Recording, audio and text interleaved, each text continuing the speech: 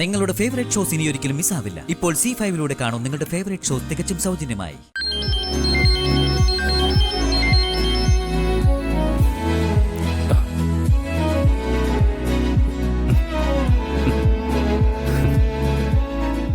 എന്തെങ്കിലും പറയാനുണ്ടായിരുന്നെങ്കിൽ അവൾ call attend ചെയ്തേനെ. ഏതായാലും ഇന്നിനി വിളിക്കണ്ട, നാളെ കാലത്ത് വിളിച്ച് സമാധാനത്തോടെ സംസാരിക്കാം. എന്നെ കൊണ്ടൊന്നും പറയിപ്പിക്കരുത്. നിങ്ങൾ എന്നെ കുറിച്ച് എന്താ കരുതിയത്? ഞാനൊരു മണ്ടിയാണെന്നോ അതോ എന്നെ മണ്ടി ആക്കാന്നോ? എന്നെ എങ്ങനെയും പറ്റിക്കാന്നാണോ നിങ്ങൾ കരുതിയത്? ഈശ്വര, പണി പാളിയോ? ഇവളെ ഒളിപ്പിച്ച് ഇവിടെ നടത്തിയ കാര്യങ്ങളൊക്കെ ഇവളെ അറിഞ്ഞോ?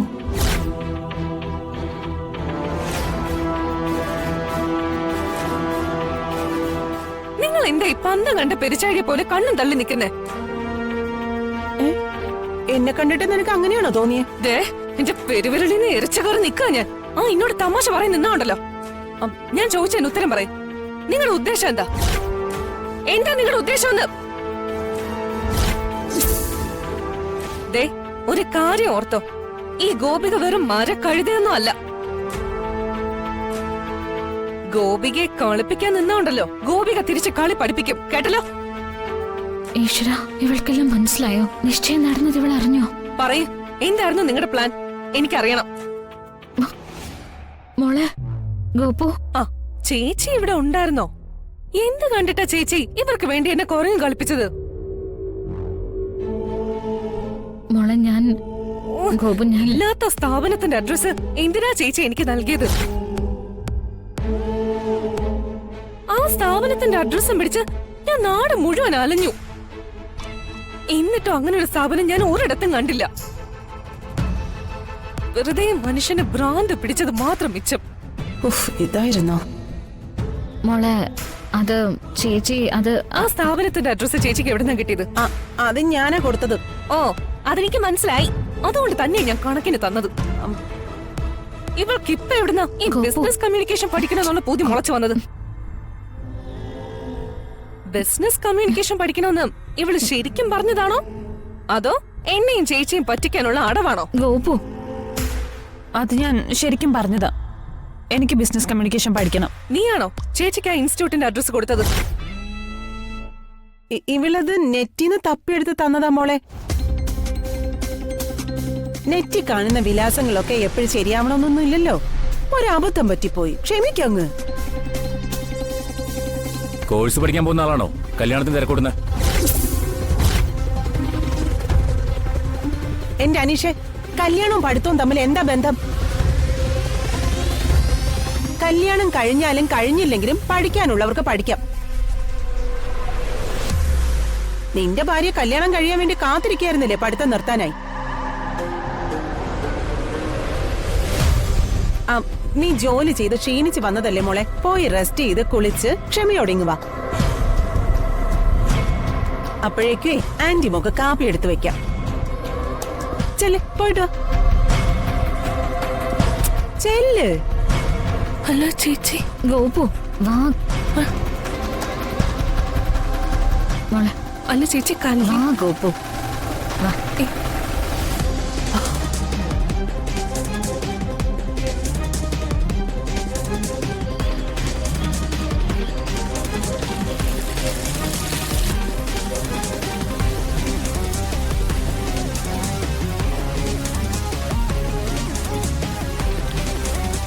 അമ്മ ഇവിടെ എന്തെടുക്കുവാ? ഇനി ആ ഗോപിക ഇടഞ്ഞു നിൽക്കുകയല്ലേ, അവളെ സോപ്പിടാൻ വേണ്ടി അവൾക്ക് പിടിക്കുന്ന എന്തെങ്കിലും ഉണ്ടാക്കി കൊടുക്കാന്ന് കരുതി. അവളെ ഇപ്പൊ നയത്തില് കൈകാര്യം ചെയ്തില്ലെങ്കിലേ അതാകെ പ്രശ്നാവും.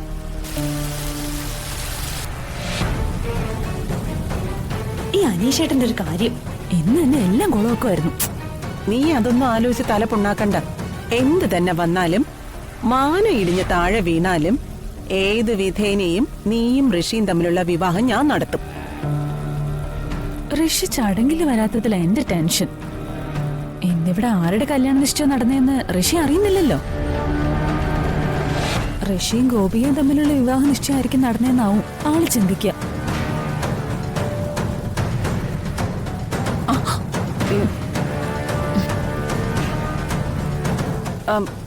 എന്താ മോളെ, മോക്ക് എന്താ വേണ്ടേ? ഞാൻ വെള്ളം എടുക്കാൻ വന്ന ആന്റി. എന്താ ഉണ്ടാക്കുന്നത്? സ്പെഷ്യൽ ആണല്ലോ. ഗോപികയുടെ ഫേവറേറ്റ് അല്ലേ. പാവം, നമ്മള് കാരണം ഒത്തിരി അലഞ്ഞതല്ലേ. അവളുടെ ആ ക്ഷീണം ഇത് കൊടുത്തങ്ങ് മാറ്റാന്ന് കരുതി. നീ ഇതൊന്ന് ടേസ്റ്റ് ചെയ്ത് നോക്കിയേ.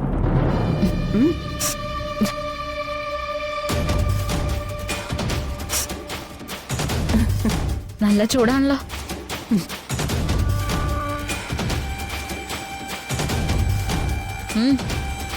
നല്ല സ്വാദുണ്ട്. ഉഗ്ര. എടുത്ത് കഴിക്കടി. ഞാൻ പിന്നെ കഴിച്ചോളാം ചേച്ചി. എനിക്ക് ഒത്തിരി നോട്ട്സ് തയ്യാറാക്കാനുണ്ട്. അതുകൊണ്ട് ഞാൻ ഇങ്ങോട്ട് കയറാത്ത. കുറച്ച് കഴിഞ്ഞ് വരാം. ഒന്നും വേണ്ട, നീ അവിടെ ഇരുന്ന് നിന്റെ ജോലി സമാധാനമായിട്ട് ചെയ്യേ. ചെല്ലേ.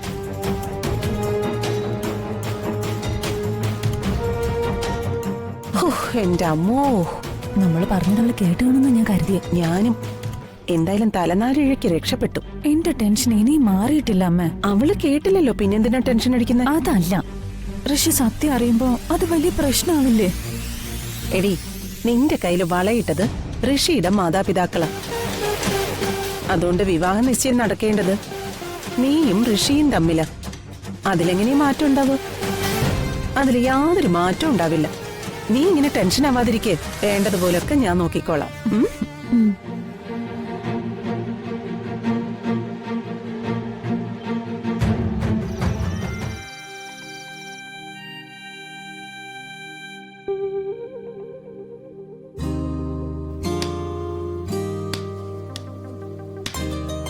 ഇന്ന് ഏറെ സന്തോഷമുള്ള ദിവസമല്ലേ. അച്ഛനും അമ്മയും മുത്തശ്ശിയൊക്കെ ചേർന്ന് ഗോപികയുടെ വീട്ടിൽ പോയി കല്യാണ നിശ്ചയം നടത്തിയല്ലേ. സാധാരണ നിശ്ചയം കഴിഞ്ഞ ഉടനെ ഗോപിക വിളിച്ച് സന്തോഷം അറിയിക്കേണ്ടതാ. പക്ഷെ ഇതുവരെ ഗോപികയുടെ കോളൊന്നും വന്നില്ലല്ലോ. ഇവളെന്താ വിളിക്കാത്തെ? വിളിക്കാതിരിക്കാൻ മാത്രം എന്ത് കാരണം ഉണ്ടായേ? ഒന്ന് വിളിക്കാം.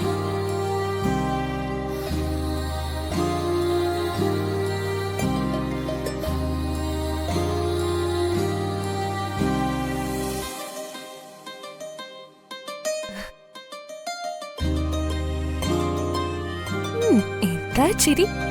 അവിടെ ചിരിച്ചോണ്ടിരുന്നു. ഇന്ന് ഗോപിക ആരാണെന്ന് കാണിച്ചു തരുന്നുണ്ട്.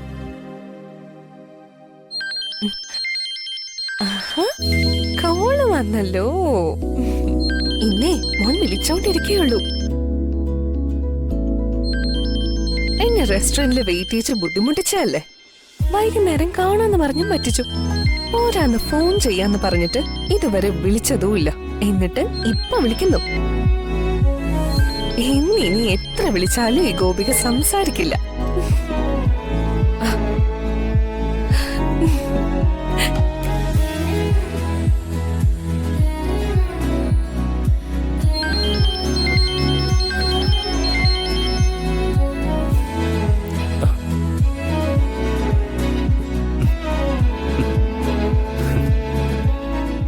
എന്തെങ്കിലും പറയാനുണ്ടായിരുന്നെങ്കിൽ അവൾ കോൾ അറ്റൻഡ് ചെയ്തേനെ.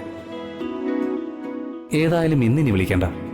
നാളെ കാലത്ത് വിളിച്ച് സമാധാനത്തോടെ സംസാരിക്കാം. ഡൗൺലോഡ് ചെയ്യൂ C5 ആപ്പ്. കാണൂ എല്ലാ എപ്പിസോഡുകളും സൗജന്യമായി.